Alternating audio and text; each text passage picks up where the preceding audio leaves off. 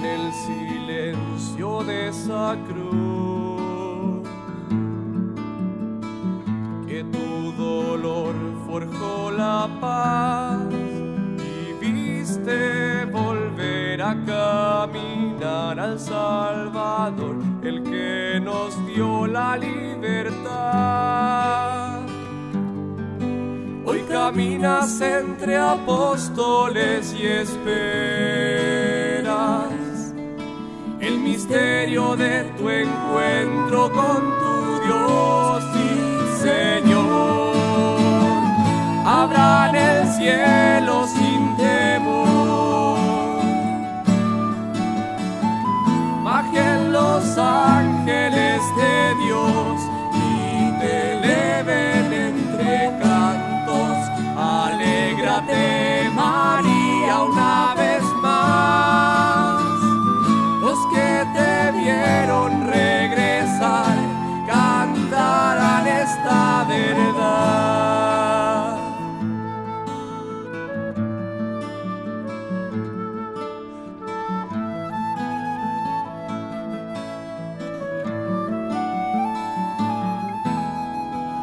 Virgen que fuiste hasta Belén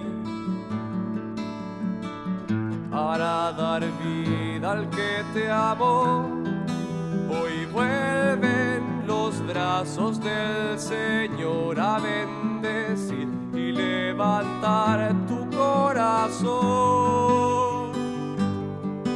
El Espíritu de Dios está contigo, te hizo madre y refugio de esta historia de amor. Abran el cielo sin temor, bajen los ángeles de Dios y te eleven entre cantos. Alégrate, María, una vez más. Los que te vieron regresar cantarán esta verdad.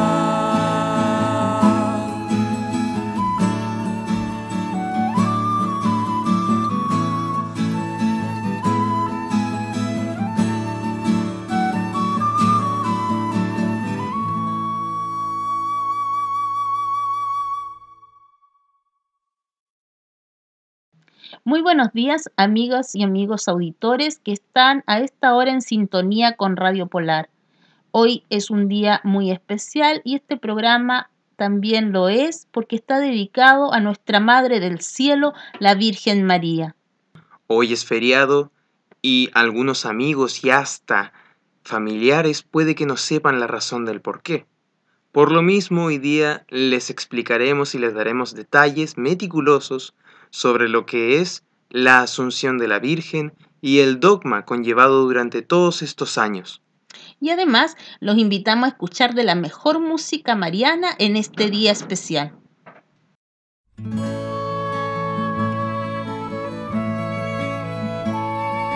Dios te miró con sus ojos que buscaron tu faz al nacer.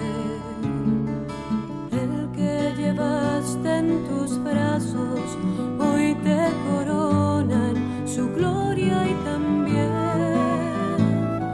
recibes de manos del Padre la obra de su creación. Celestial princesa de la historia, tu alegría convierta nuestro corazón. Vuelve, María, despierta estos hijos que llorando esperan tu voz.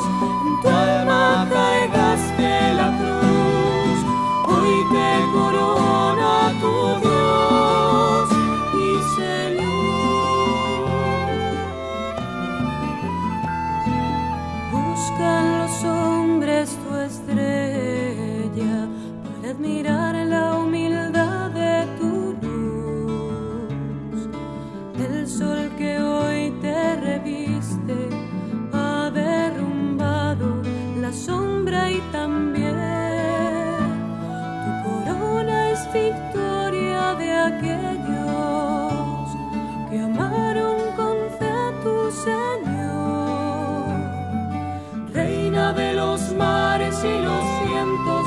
camino fue cuna de la salvación.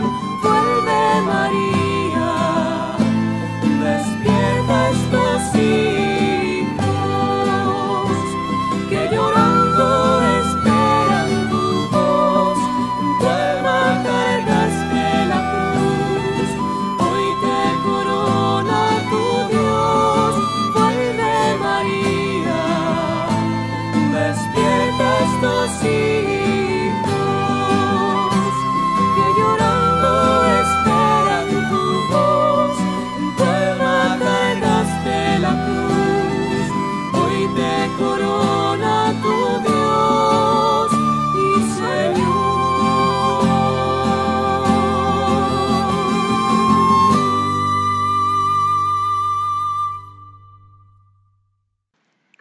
Esta es la historia del dogma de la Asunción de la Santísima Virgen María. El año 1950 puede ser considerado el vértice y punto culminante del pontificado del venerable Pío XII. Era un año jubilar y los peregrinos afluían a Roma en muchedumbres sin precedentes, venidas quizás porque en la capital del papado veían la única roca de estabilidad y el único puerto de seguridad después que en el curso de la terrible guerra que acababa de desangrar se habían perdido todos los referentes humanos. La voz del vicario de Cristo se había alzado con una altísima autoridad moral y era respetada y escuchada, hasta por los líderes políticos y religiosos y los pueblos ajenos al catolicismo.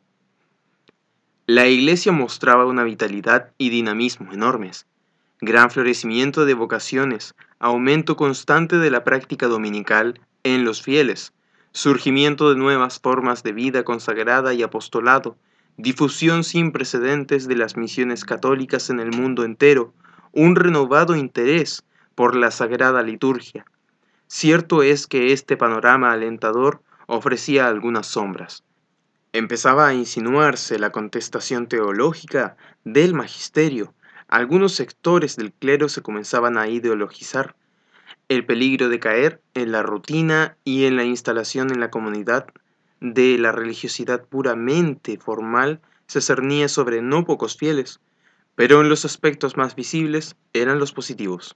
Fue en ese año y en ese contexto cuando el 1 de noviembre el romano pontífice definía solemnemente ante más de 800 obispos venidos de todas partes y una multitud de cientos de miles de fieles congregados en la plaza de San Pedro el dogma de la Asunción de la Santísima Virgen, corolario del dogma de la Inmaculada que 100 años antes había proclamado otro Pío, el nono de su nombre.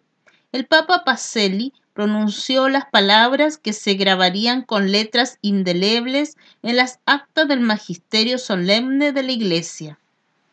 Por tanto, después de elevar a Dios muchas y reiteradas preces e invocar la luz del Espíritu de la verdad, para gloria de Dios omnipotente que otorgó a la Virgen María su peculiar benevolencia, para honor de su Hijo, Rey inmortal de los siglos y vencedor del pecado y de la muerte, para acrecentar la gloria de esta misma augusta Madre y para gozo y alegría de toda la Iglesia, por la autoridad de nuestro Señor Jesucristo, de los bienaventurados apóstoles Pedro y Pablo, y por la nuestra pronunciamos, declaramos y definimos ser dogma de revelación divina que la Inmaculada Madre de Dios, siempre Virgen María, cumplido el curso de su vida terrenal, fue asunta en cuerpo y alma a la gloria celeste.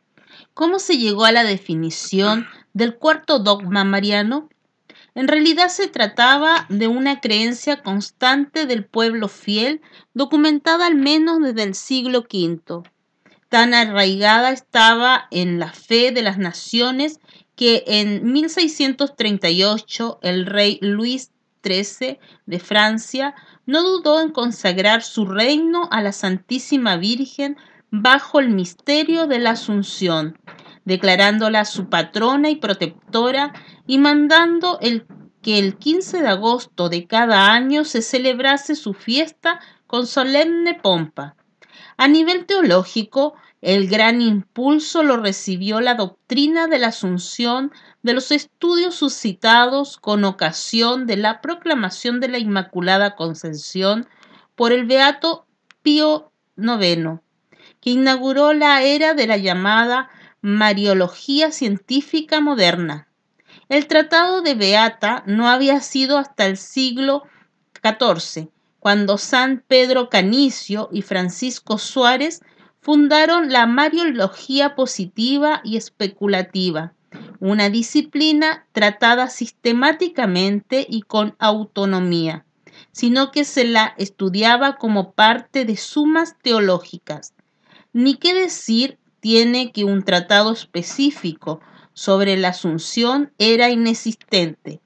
Por otra parte, los libros especialmente dedicados a la Madre de Dios eran más obras de mística y de piedad que de rigor científico, convirtiéndose en el siglo XVII en magnas y barrocas creaciones que produjeron un efecto de repulsa racionalista y minimalista, como la Mariologie de jesuita Théophile Reynaud. La profundización en la reflexión teológica sobre el gran privilegio de la Inmaculada a que dio lugar la definición de la Inmaculada mostró la conexión entre este misterio y el de su asunción corporal a los cielos. Si la Inmaculada Concepción representa el estadio inicial de la existencia terrena de María, su gloriosa Asunción representa su estadio final, el culmen lógico del desarrollo progresivo de su plenitud de gracia y de su santidad. Fue precisamente alrededor de 1854, el año de la definición inmaculista, cuando se manifestó con fuerza el movimiento asuncionista, el cual fue iniciado, por una parte, Fray Jorge Sánchez, obispo del Burgo de Osma en 1849, y por otra, San Antonio María Claret, confesor de Doña Isabel II, en 1863. Esta reina de España solicitó oficialmente al Papa la definición del dogma de la Asunción, petición que sería renovada tras la restauración de la monarquía por la reina regente Doña María Cristina y más tarde por el propio rey Don Alfonso XIII.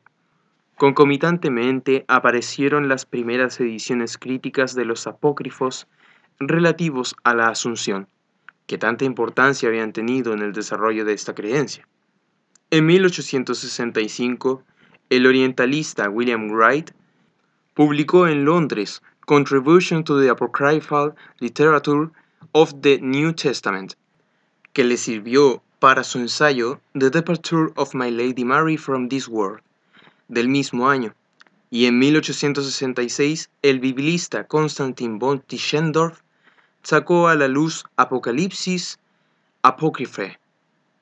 A partir de esta época, la teología asuncionista se fue abriendo paso con cada vez mayor brío, sobre todo gracias a las encíclicas marianas de los papas, especialmente las de León XIII, y a los congresos mariológicos que comenzaron a multiplicarse y que fomentaron además un movimiento paralelo a favor de la doctrina de la mediación universal, la cual, a su vez, implicaba la corredención. Entre los escritos sobre la Asunción aparecidos desde entonces, cabe citar, entre muchos otros, los del cardenal Benito Sanz y Forés, Alfonso M. Janucci, León Gray, Domenico Arnaldi, Mauricio Gordillo, Henry Hallaber, Olaf Sinding, Luigi Vaccari, Joseph Tanguy, A.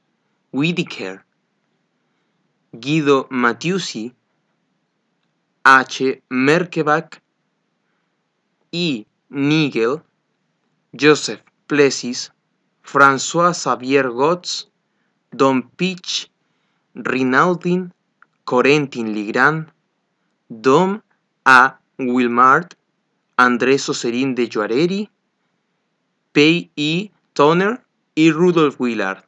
En general, la cuestión no se planteaba en términos de si hubo o no asunción psicosomática, de María a los cielos.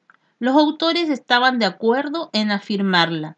El verdadero meollo consistía en hallar el nexo con la tradición apostólica de una creencia cuyas fuentes testimoniales más antiguas databan solo del siglo V y a través de los libros apócrifos.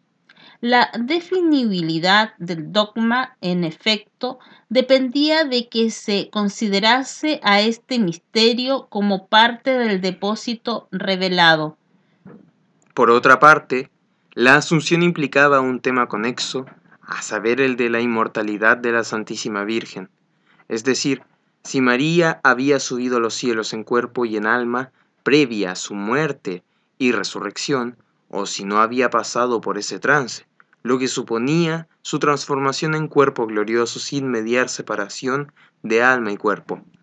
Fue en este contexto en el que apareció en 1944 el importante tratado de Fray Martín Llullí, religioso asuncionista que vivió entre 1878 y 1954.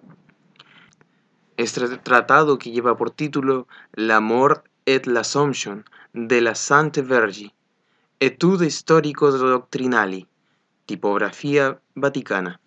El padre Llullí sostenía en primer lugar que los apócrifos, en razón de ser relatos plagados de elementos fantasiosos y hasta inverosímiles, no podían ser tenidos como testimonio fiable de una tradición anterior que, sin duda, existió en forma oral en un círculo restringido en torno al apóstol San Juan.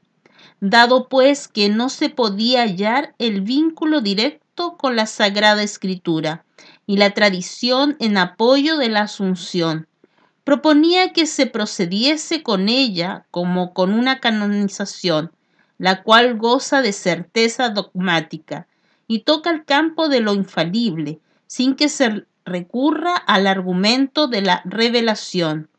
En cuanto a la cuestión de la inmortalidad de la Virgen, nuestro autor, sin defenderla claramente, mostraba que durante los 5 primeros siglos del cristianismo, es decir, antes de la aparición de los apócrifos de la Asunción, no se tenía por cierto el hecho de que la Virgen hubiera muerto.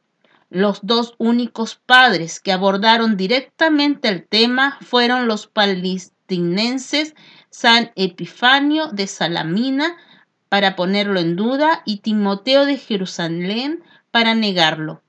Además, la Iglesia, al establecer la primitiva fiesta de la memoria de Santa María, la del 15 de agosto, no hizo mención alguna de él, que después se haya llegado a afirmarla y creerla generalmente, al punto que en Oriente se celebra la dormición de la Virgen.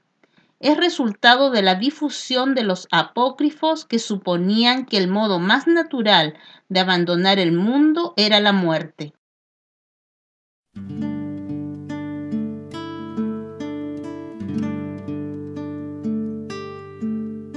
Qué difícil es llevar una vida sin tu presencia. Qué difícil es comparar tu imagen con la mía. Sin tu amor, sin tu luz, ¿qué sería de mí?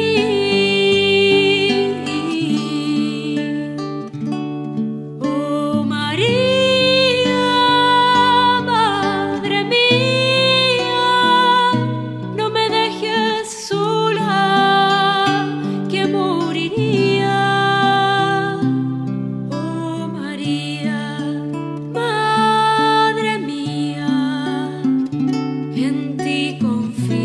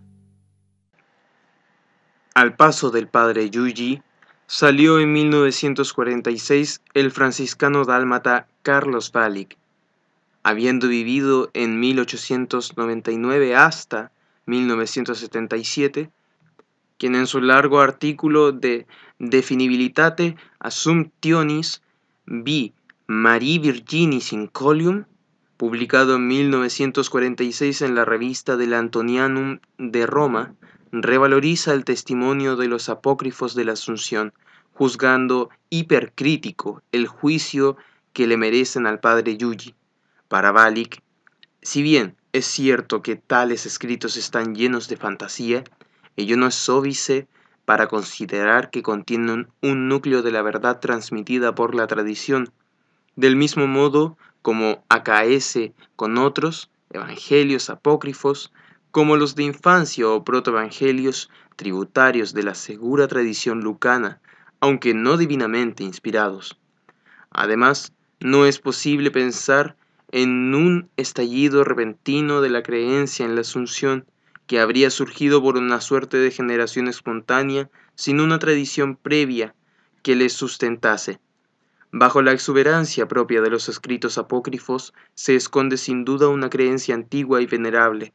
En cuanto a la muerte de la Santísima Virgen, el franciscano prefiere la opinión que sostiene que, aunque inmortal de derecho, la Madre de Dios murió, de hecho, por mejor asimilarse a su divino Hijo el Redentor. La definición dogmática pronunciada por el venerable Pío XII esclareció infaliblemente el primer aspecto de la cuestión de la Asunción, no así el segundo, que dejó como materia opinable a la disputa de los teólogos.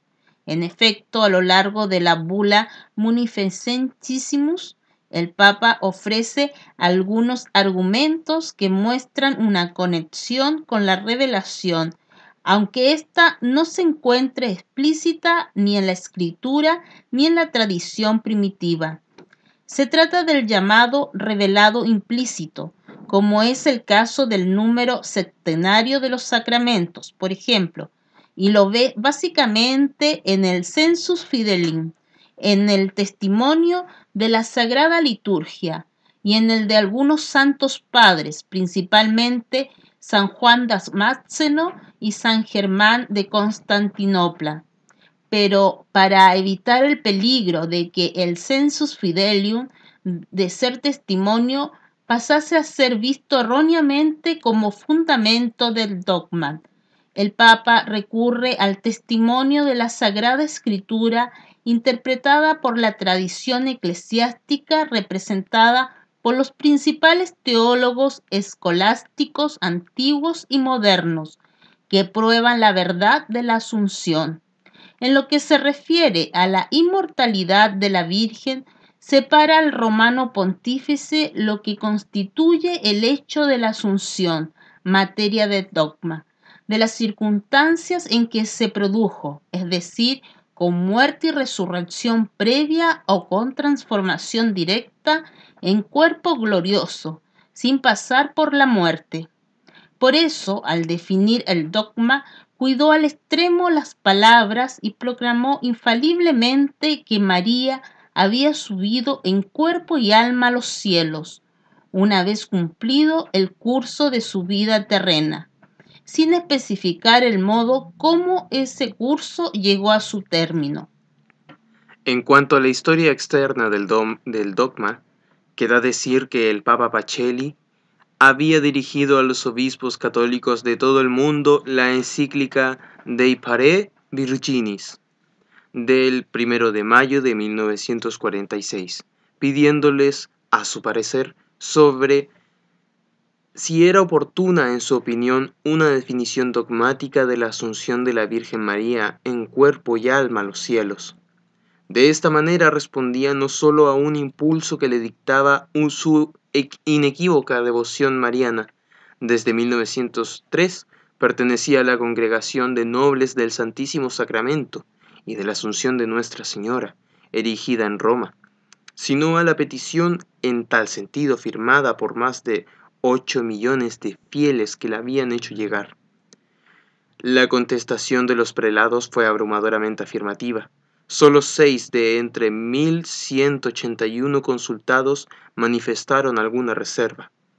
La prevista definición recibió la ratificación final de los cardenales reunidos en consistorio semipúblico el 30 de octubre de 1950, es decir, 2 días antes de que se verificase el acto.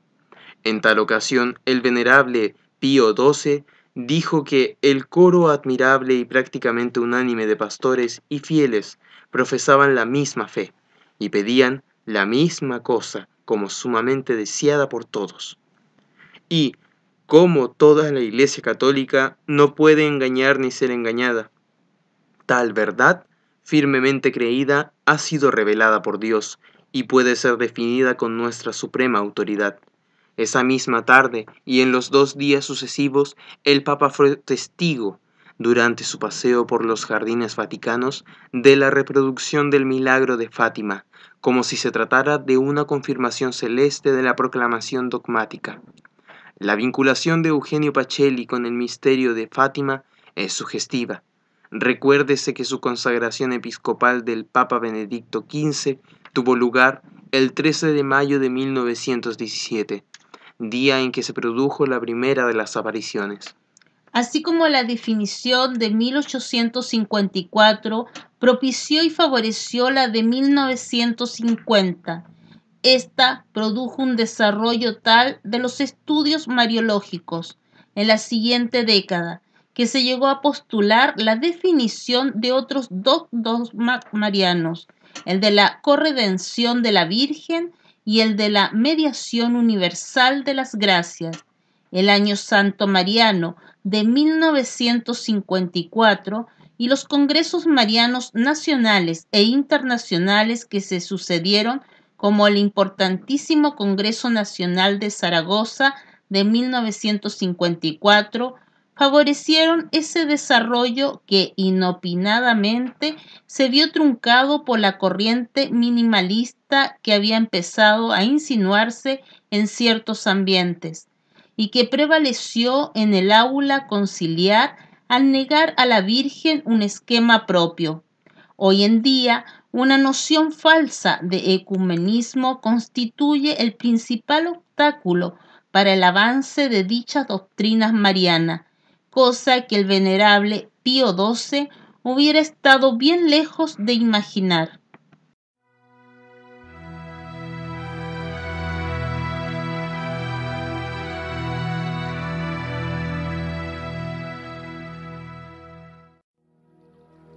Por aquellos días, María se puso en camino, dirigiéndose presurosa a la montaña, a una ciudad de Judá. Entró en casa de Zacarías y saludó a Isabel. Y sucedió que en cuanto oyó Isabel el saludo de María, saltó de gozo el niño en su seno. E Isabel quedó llena del Espíritu Santo, y exclamando en alta voz dijo: Bendita tú entre las mujeres, y bendito el fruto de tu vientre. ¿De dónde a mí que la madre de mi Señor venga a verme?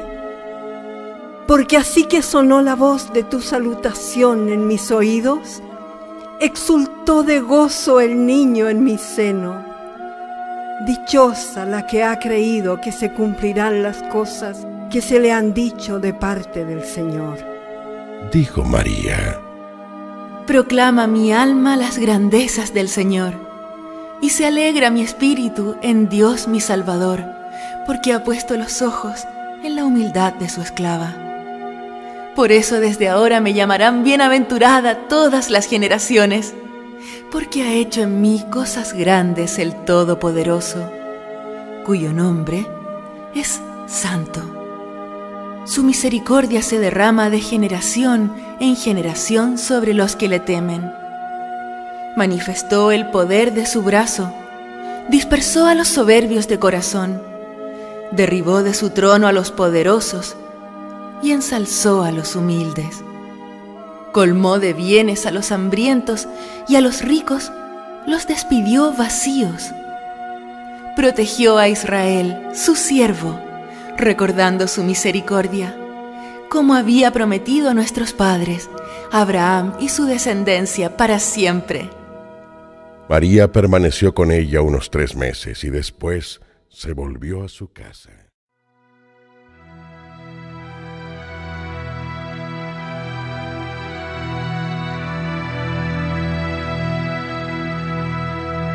El Señor hizo en mí maravillas. Santo es mi Dios.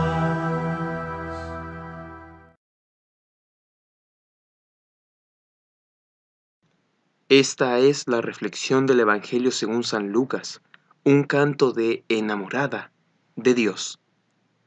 La visitación da paso a un desahogo espiritual de María por lo que ha vivido en Nazaret. Había sido demasiado.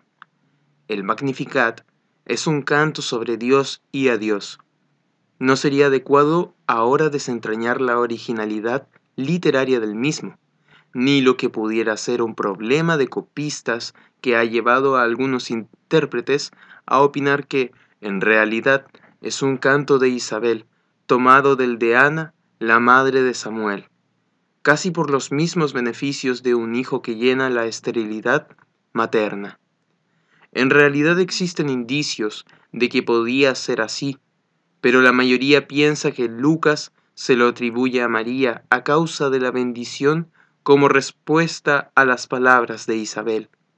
Así quedará para siempre, sin que ello signifique que es un canto propio de María, en aquel momento y para esa ocasión que hoy se nos relata.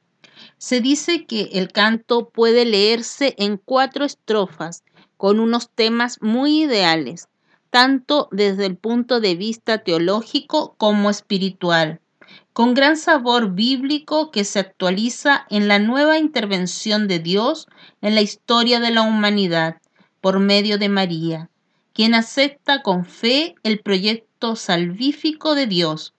Ella le presta a Dios su seno, su maternidad, su amor, su persona. No se trata de una madre de alquiler, sino plenamente entregada a la causa de Dios. Deberíamos tener muy presente, se mire desde donde se mire, que Lucas ha querido mostrarnos con este canto. No sabemos si antes los copistas lo habían transmitido de otra forma o de otra manera. A una joven que, después de lo que ha pasado en la Anunciación, es una joven enamorada de Dios. Esa es su fuerza. Los temas, pues, podrían exponerse así. Primero, la gozosa exaltación, gratitud y alabanza de María por su bendición personal. Segundo, el carácter y la misericordiosa disposición de Dios hacia todos los que la aceptan. Tercero, su soberanía y su amor especial por los humildes en el mundo de los hombres y mujeres. Y cuarto, su especial misericordia para con Israel, que no ha de entenderse de un Israel nacionalista. La causa del canto de María es que Dios se ha dignado a elegirla, doncella campesina, de condición social humilde, para cumplir la esperanza de toda doncella judía, pero representando a todas las madres del mundo de cualquier raza y religión. Y si en el judaísmo la maternidad gozosa y esperanzada era expectativa del Mesías, en María su maternidad es en expectativa de un liberador. Este canto liberador, no precisamente libertario, es para mostrar que si se cuenta con Dios en la vida, todo es posible. Dios es la fuerza de los que no son nada, de los que no tienen nada, de los que no pertenecen a los poderosos. Es un canto de mujer y como tal fuerte, penetrante, acertado, espiritual y teológico. Es un canto para saber que la muerte no tiene las últimas cartas en la mano. Es un canto a Dios, y eso se nota. No se trata de una plegaria egocéntrica de María, sino una expansión feminista y de maternidad de la que pueden aprender hombres y mujeres. Es desde luego un canto de libertad e incluso un programa para el mismo Jesús. De alguna manera también así lo ha concebido Lucas, fuera o no su autor último.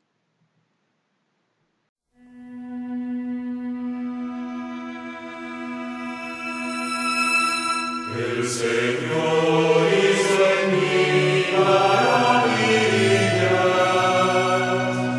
santo es mi Dios. Mi alma engrandece al Señor, se alegra mi espíritu en Dios mi Salvador, pues miró la bajeza de su esclava. Desde ahora dichosa me dirán todos los siglos. Maravillas hizo en mí el poderoso, y santo es su nombre. Por siglos y siglos su amor, con aquellos que le temen. Despegó el poder de su brazo y deshizo los proyectos del soberbio corazón. El Señor hizo en mí maravillas, santo es mi Dios. Derribó de su trono a poderosos, a humildes ensalzó, colmó de bien a los hambrientos, a los ricos rechazó, acogió a Israel su servidor, según lo tenía prometido a nuestros padres, recordando su amor por Abraham y su raza a lo largo de siglos y siglos. Gloria al Padre y a Cristo el Señor, y al Espíritu que habita en nuestras almas. Amén. El Señor hizo en mí maravillas, santo es mi Dios.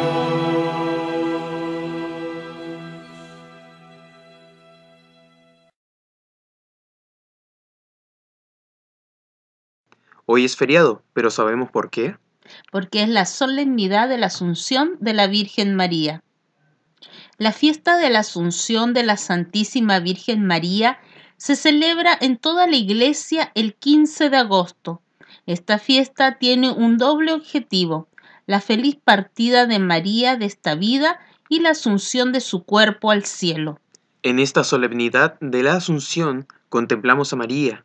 Ella nos abre a la esperanza, a un futuro lleno de alegría, y nos enseña el camino para alcanzarlo. Acoger en la fe a su Hijo. No perder nunca la amistad con Él, sino dejarnos iluminar y guiar por su palabra. Seguirlo cada día, incluso en los momentos en que sentimos que nuestras cruces resultan pesadas. María, el arca de la alianza que está en el santuario del cielo, nos indica con claridad luminosa que estamos en camino hacia nuestra verdadera casa, la comunión de alegría y de paz con Dios. Esto es parte de la homilía de Benedicto XVI el año 2010. El dogma de la Asunción se refiere a que la Madre de Dios, luego de su vida terrena, fue elevada en cuerpo y alma a la gloria celestial. Este dogma fue proclamado por el Papa Pío XII el 1 de noviembre de 1950 en la Constitución Munificentissimus Deus. Después de elevar a Dios muchas y reiteradas preces y de invocarla a la luz del Espíritu de la verdad, para la gloria de Dios omnipotente, que otorgó a la Virgen María su peculiar benevolencia, para honor de su Hijo, Rey inmortal de los siglos y vencedor del pecado y de la muerte, para aumentar la gloria de la misma augusta Madre, y para gozo y alegría de toda la Iglesia, con la autoridad de nuestro Señor Jesucristo, de los bienaventurados apóstoles Pedro y Pablo, y con la nuestra pronunciamos, declaramos y definimos ser dogma divinamente revelado que la Inmaculada Madre de Dios y siempre Virgen María, terminado el curso de su vida terrenal, fue asunta en cuerpo y alma a la gloria del cielo. Ahora bien, ¿por qué es importante que los católicos recordemos y profundicemos en el dogma de la Asunción de la Santísima Virgen María al cielo? El nuevo catecismo de la Iglesia Católica responde a esta interrogante. La Asunción de la Santísima Virgen constituye una participación singular en la resurrección de su Hijo y una anticipación de la resurrección de los demás cristianos. La importancia de la Asunción para nosotros, hombres y mujeres de comienzos del tercer milenio de la era cristiana, radica en la relación que hay entre la resurrección de Cristo y la nuestra. La presencia de María, mujer de nuestra raza, ser humano como nosotros, quien se halla en cuerpo y alma ya glorificada en el cielo, es eso, una anticipación de nuestra propia resurrección. Más aún, la asunción de María en cuerpo y alma al cielo es un dogma de nuestra fe católica, expresamente definido por el Papa Pío XII, hablando ex cátedra y ¿qué es un dogma? Puesto en los términos más sencillos, dogma es una verdad de fe revelada por Dios en la Sagrada Escritura o contenida en la tradición, y que además es propuesta por la Iglesia como realmente revelada por Dios.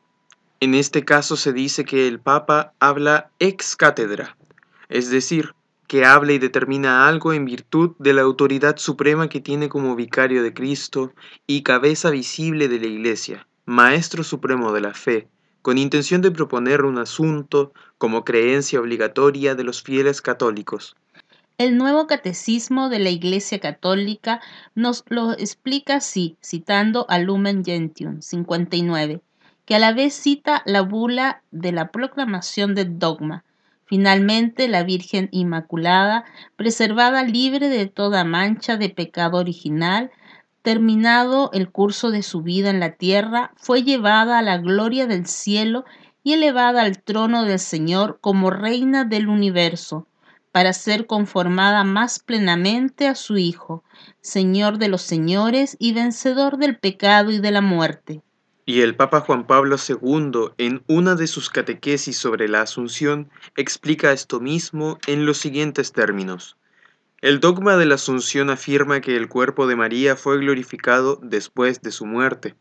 En efecto, mientras para los demás hombres la resurrección de los cuerpos tendrá lugar al fin del mundo, para María la glorificación de su cuerpo se anticipó por singular privilegio.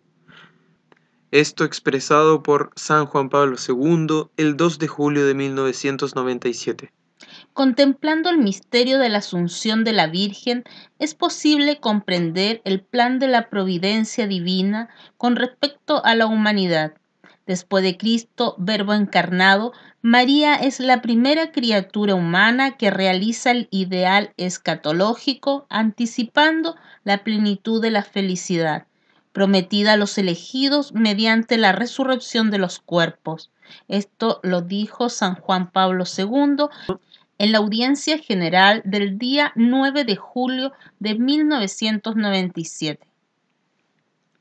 Continúa el Papa. María Santísima nos muestra el destino final de quienes oyen la palabra de Dios y la cumplen.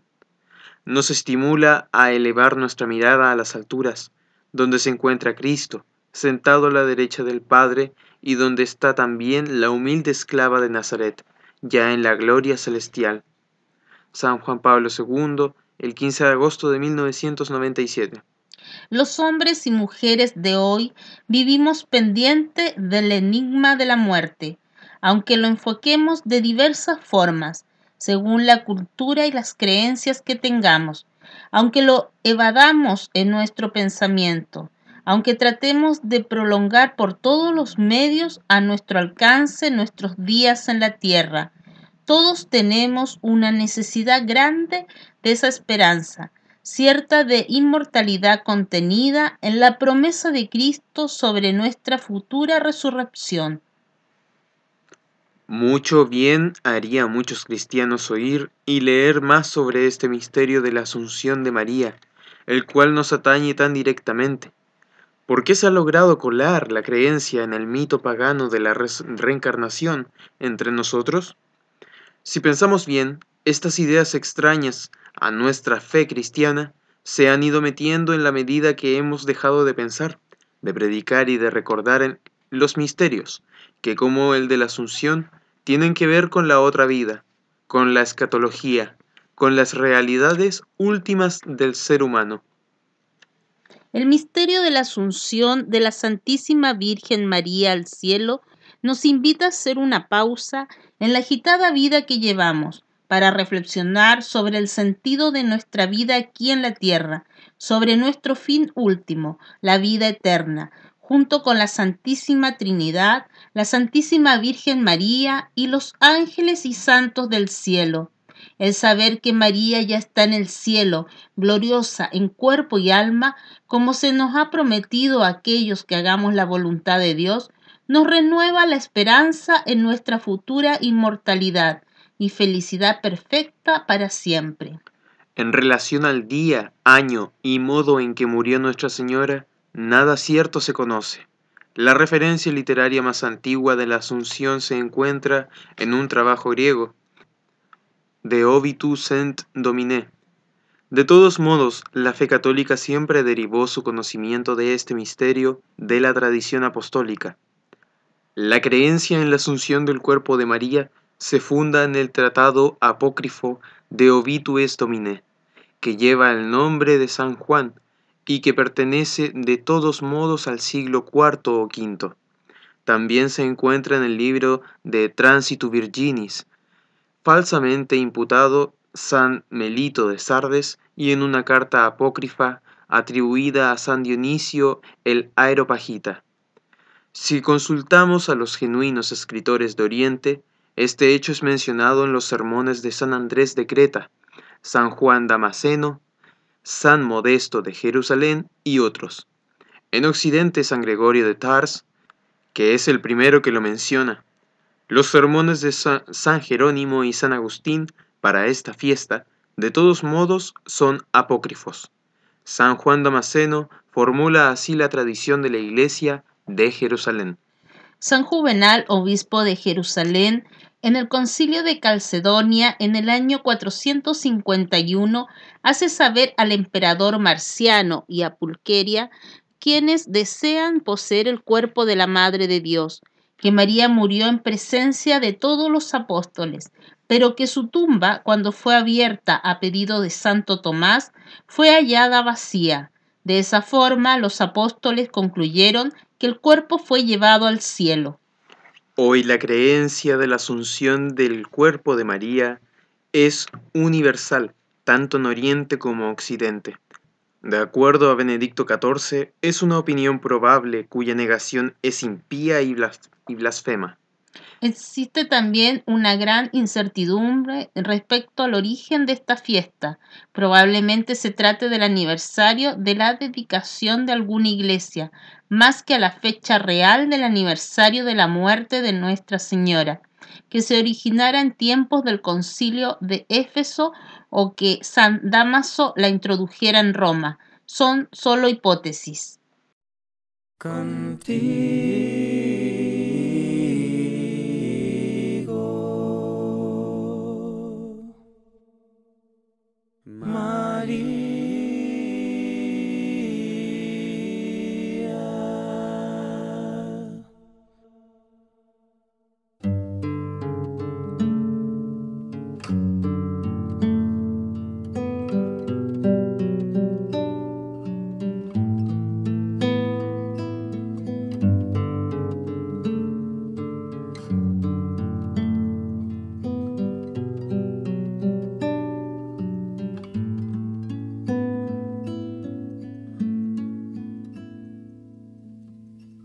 Si hoy desperté mirando el sol, si me quedé entre tus brazos, creyendo que sería mejor ahogar mi amor en tu regazo. Si una vez más logré sentir que fuiste tú quien me hizo vivir, si entre mi llanto te encontré, si en tus pupilas me quedé contigo.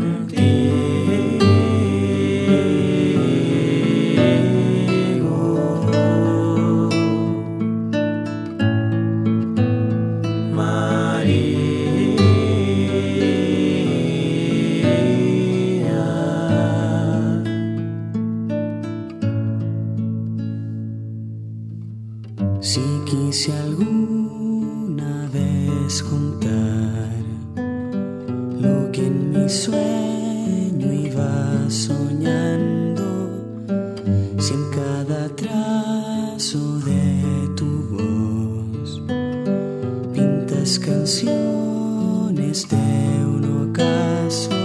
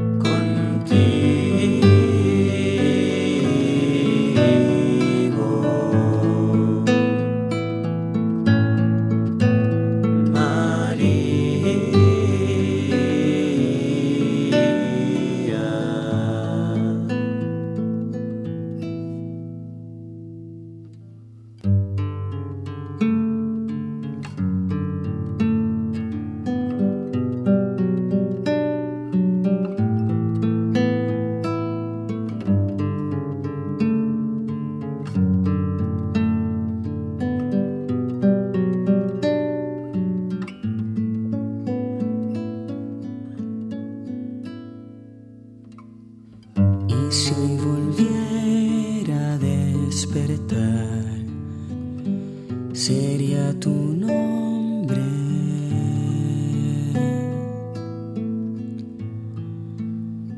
mi verdad.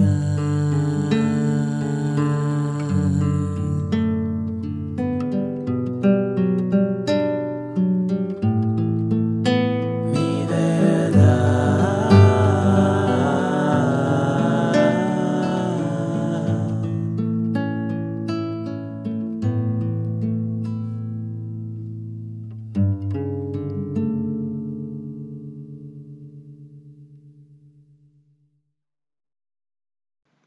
De acuerdo a la vida de San Teodosio, se celebraba en Palestina antes del año 500, probablemente en agosto.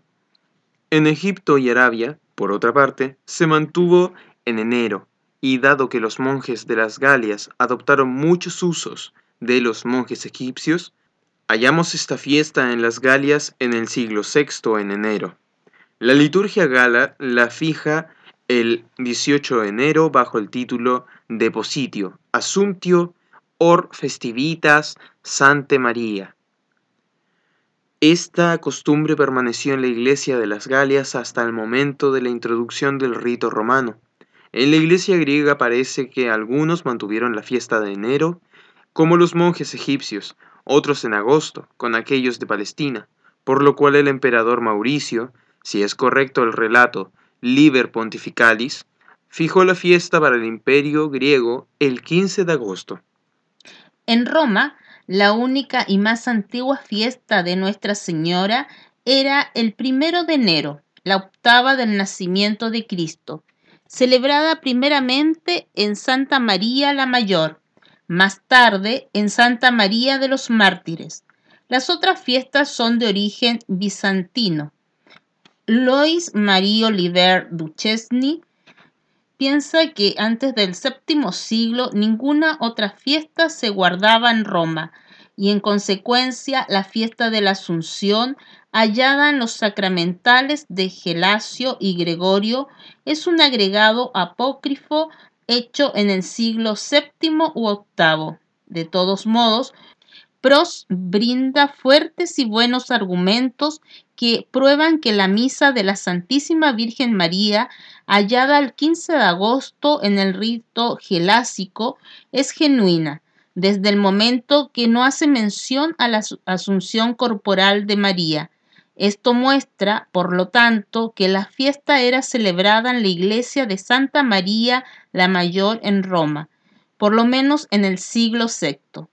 Él prueba, más aún, que la misa sacramental gregoriana, tal como la tenemos, es de origen gálico, dado que la creencia en la asunción corporal de María, bajo la influencia de los escritos apócrifos, es más antigua en Galia que en Roma, y que ésta suplantó la antigua misa gelásica. Para la época de Sergio I, en el año 700, esta fiesta era una de las principales festividades en Roma. La procesión comenzaba en las puertas de la iglesia de San Adrián. Siempre fue un doble de la primera clase y un día sagrado de precepto. La octava fue agregada en el año 847 por León IV. En Alemania, esta octava no se celebraba en varias diócesis en la época de la Reforma. La Iglesia de Milán no la aceptó hasta la actualidad. La octava es privilegiada en la diócesis de las provincias de Siena, Fermo, Michoacán, etc. La Iglesia griega continúa esta fiesta hasta el 23 de agosto inclusive, y en algunos monasterios del monte Athos se prolonga hasta el 29 de agosto. Esto ocurría en Menea Greca, Venecia, en 1880, o así lo era antiguamente. En la diócesis de Bavaria, el día 30 de la Asunción, una especie de recuerdo del mes, se celebraba durante la Edad Media, el 13 de septiembre con el oficio de la Asunción doble. En la actualidad, solo la diócesis de Augsburgo ha mantenido esta vieja costumbre. Algunas de las diócesis de Baviera y las de Brandenburgo, Mainz y Frankfurt mantienen el 23 de septiembre como la fiesta de la Segunda Asunción o los 40 días de la Asunción, o sea doble. De acuerdo a las revelaciones de Santa Elisa de Sionó y de San Bertrán, que la Santísima Virgen María fue llevada al cielo a los 40 días luego de su muerte. Las Brigidinas guardan la fiesta de la glorificación de María, otro doble, el 30 de agosto, desde que Santa Brígida de Suecia dijo que María fue llevada al cielo 15 días después de su partida.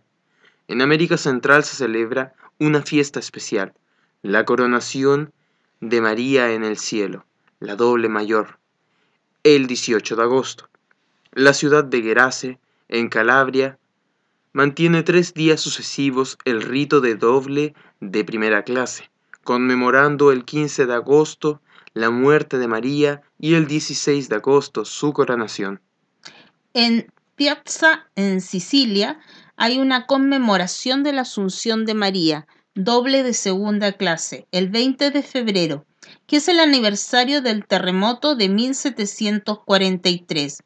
Una fiesta similar, doble mayor con octava, se sigue en Martano, diócesis de Otranto, en Apulia, el 19 de noviembre. La bienaventurada Virgen María es la Madre de Jesucristo, la Madre de Dios. En general, la teología y la historia de María, la Madre de Dios, siguen el orden cronológico de sus fuentes respectivas, esto es, el Antiguo Testamento, el Nuevo Testamento, los primeros cristianos y los testigos judíos. Ha concluido ya este programa, con fecha 15 de agosto, que es la fecha, nuevamente recordamos, de nuestra Virgen María y su Asunción. Por lo mismo, ahora les pasaremos a comunicar las actividades que se realizarán por este mismo motivo dentro del Santuario de Jesús Nazareno. Hoy jueves 15, hay 2 misas en el santuario. La primera a las 16 horas y la otra misa a las 20 horas. Les recordamos que nuestro santuario se encuentra ubicado acá en Avenida Circunvalación, esquina Salvador Allende. Nos despedimos. Muchas bendiciones a todos y a todas. Quien les habla, Yerko, junto a Claudia. Les deseamos un buen feriado, que lo disfruten en familia y también puedan celebrar a nuestra Virgen María.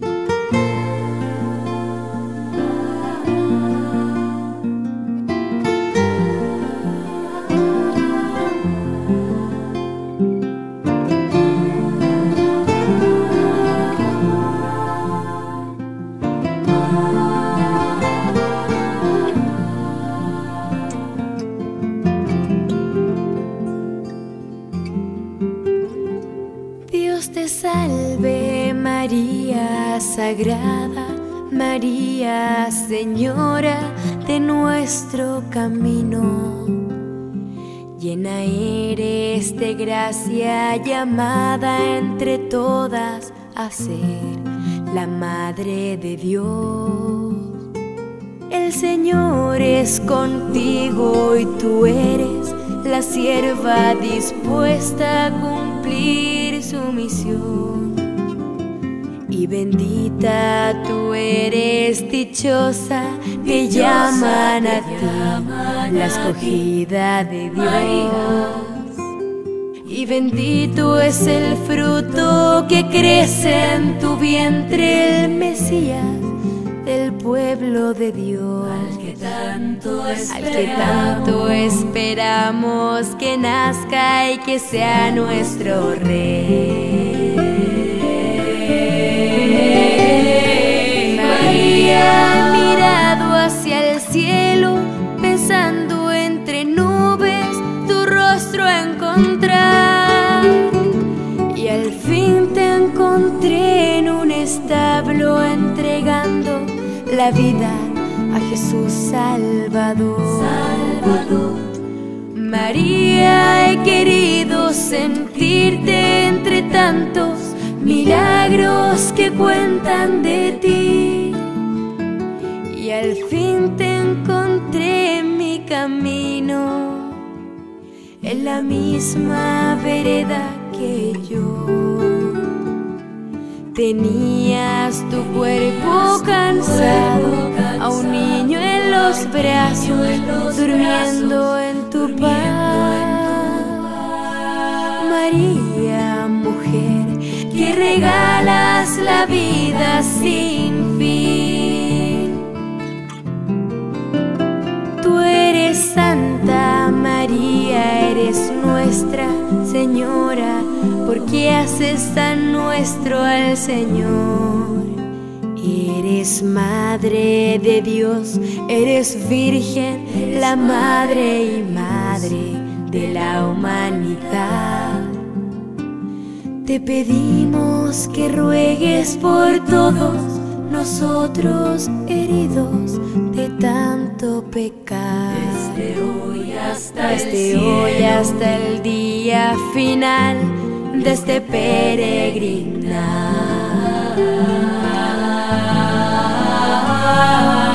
María, he buscado tu imagen serena, vestida entre mantos de luz, y al fin te encontré dolorosa, llorando de pena a los pies de la cruz. María, he querido sentirte entre tantos milagros que cuentan de ti, y al fin te encontré en mi camino, en la misma vereda que yo. Tenías tu cuerpo cansado, a un niño en los brazos, durmiendo en tu paz. Dios te salve, María Sagrada, María Señora de nuestro camino.